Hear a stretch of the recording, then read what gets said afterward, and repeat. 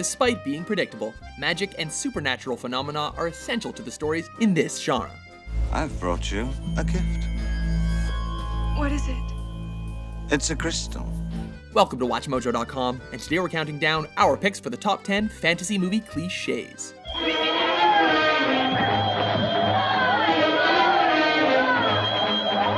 For this list, we've chosen the most common fantasy cliches that are overused or regurgitated over and over on the big screen.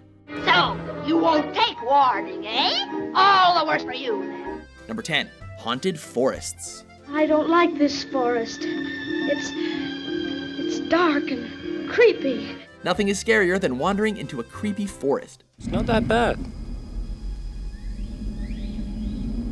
Well, I'm not saying I'd like to build a summer home here, but the trees are actually quite lovely.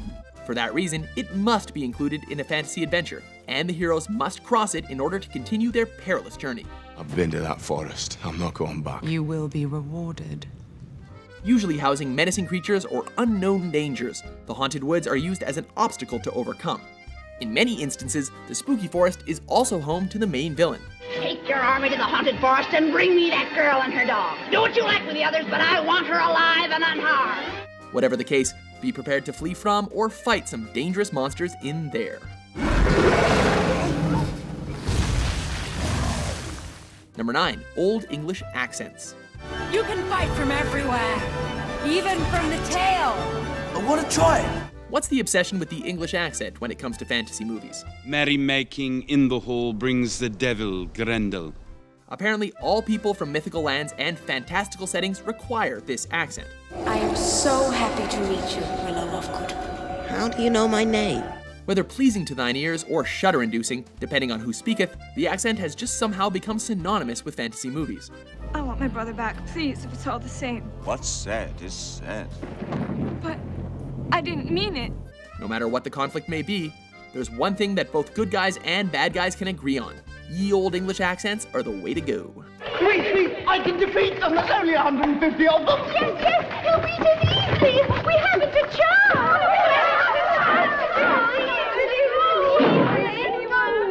Shit. Number 8, magic spells. All who look upon her fall under her spell. What would a grand adventure be without the use of some magic? And so it was. Morgana gained Sorcerer's most dangerous spell, known as the Rising. Whether it's to inflict some damage, protect a friend, or to help out with some chores, magic spells are a common cliche found in the fantasy genre. Both good guys and bad guys often have the ability to use magic, and sometimes they'll duel it out to see who is the superior spellcaster.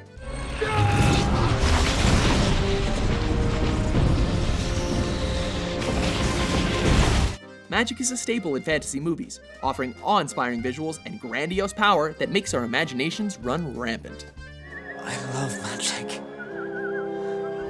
Number 7, different races. We're helping hands. You're hurting. Would you like us to let go? When giving life to a fantasy world, it's a good idea to think outside the box and create races beyond humans. Dumbledore sent me to parley with the giants. Giants. It's thus common to have a diverse cast of characters from different races, such as elves, dwarves, goblins, and giants. Put me down.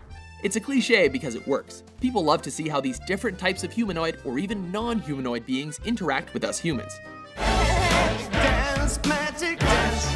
Dance, magic, dance. As is the case with a lot of these entries, different races can help or hinder the hero's path. Looks like meat's back on the menu, boys.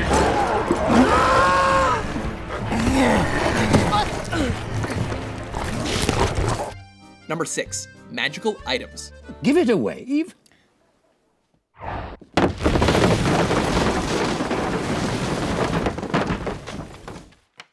Apparently not.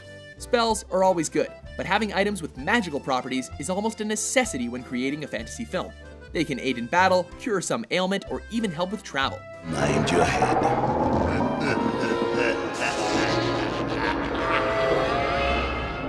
Hey guys, why the long faces? Some items are more powerful than others though. Mystic artifacts that can grant their owners enormous power are usually highly sought after by both the baddies and our heroes. The Sorcerer's Stone is a legendary substance with astonishing powers. It'll transform any metal into pure gold and produces the elixir of life, which will make the drinker immortal. Many times, the magical item will bring about the end of the main villain, or in the wrong hands, can bring about the end of the world. One ring to rule them all. Number 5, mythical creatures. That is a big dragon. Oh. In addition to different races, it's a good idea to include some fabled creatures that don't exist in our boring world into your fantasy movie. 10,000 years will give you such a crick in the neck. Enter dragons, unicorns, and all sorts of mythical creatures to interact with our cast of characters, both good and evil. What is light without dark? A lot of times, the mythical creature is an enemy that brings forth much destruction and chaos that needs to be felled by our heroes. Other times, it helps the heroes on their journey by providing a means of travel or guidance. But one thing's for sure, mythical creatures are not to be messed with.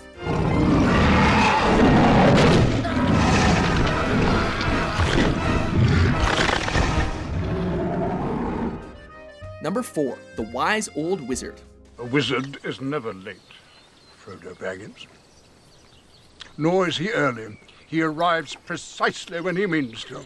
How is our poor, inexperienced hero supposed to embark on a dangerous journey without any sort of training or guidance? Not to worry, the next cliche on our list will take care of that. Well, I happen to be a wizard, a soothsayer, a prognosticator. I have the power to see into the future.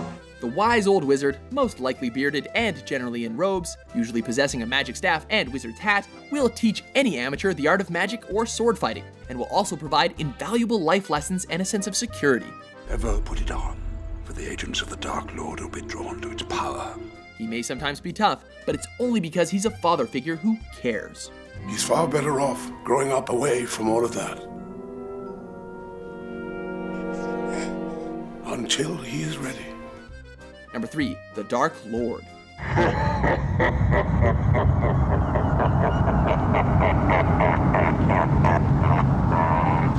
For every hero, there must be a villain. You poor simple fools, thinking you could defeat me. No, the baddie can't just be a thief or a criminal. In fantasy movies, the more evil and menacing, the better.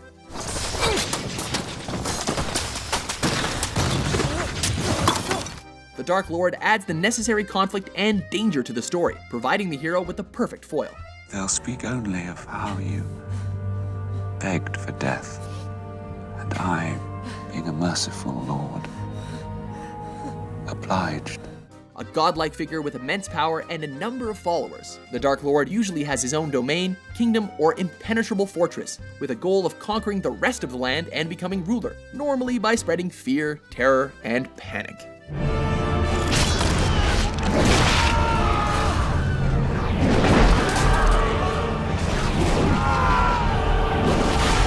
Number 2, the Prophecy. The prophecy says you must find the shard. The crystal shard. If there's going to be a confrontation between good and evil, you know that there's a prophecy out there predicting the outcome. A special one with face of yellow will make the peace of resistance found from its hiding refuge. Foretelling how the good guys will triumph and who will be the one to bring an end to the bad guys' reign of terror, the prophecy is a staple in fantasy movies that is usually said by some fortune teller, witch, or some old hag. I need that prophecy. The good guys usually find strength and hope from this foreshadowing, while bad guys scoff and generally do everything in their power to prevent the prophecy from coming true. The prophecy said, neither one can live while the other one survives. Before we reveal our number 1 fantasy movie cliche, here are some honorable mentions. There were markings. It's some form of Elvish. I can't read it. There are few who can. Since then, our land has been ruled by Galbatorix. He crushed all rebellion, including the freedom fighters known as the Varden. Mr. Smee, pipe up the crew. I see. Pipe up the crew. Pipe up the crew. All hands on deck. King Edmund, the just, to the radiant southern sun, Queen Susan, the Gentle.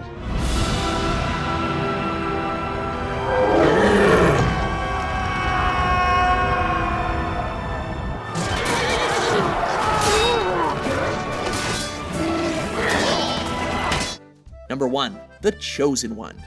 Hey, she's only interested in you because she thinks you're the chosen one. But I am the chosen one. Okay, sorry. Kidding. The Chosen One is our number 1. Usually orphaned, sometimes a farm boy, the Chosen One is the only character in the whole story that is able to bring down the Dark Lord, restore order to the kingdom, and save the world.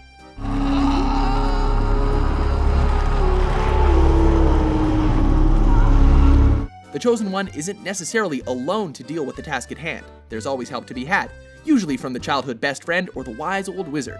Evil is stirring in Mordor. The ring has awoken. It's heard its master's call. However, at the end of the day, the Chosen One will predictably succeed and be the sole owner of the title of Savior. The prophecy is fulfilled. We are again one. Do you agree with our list? That about right. Which fantasy movie cliche do you think is overused? If you value your freedom, you'll do as I say. For more awesome top 10s published every day, be sure to subscribe to WatchMojo.com. Well, for what it's worth, this has been about the greatest 15 minutes of my life.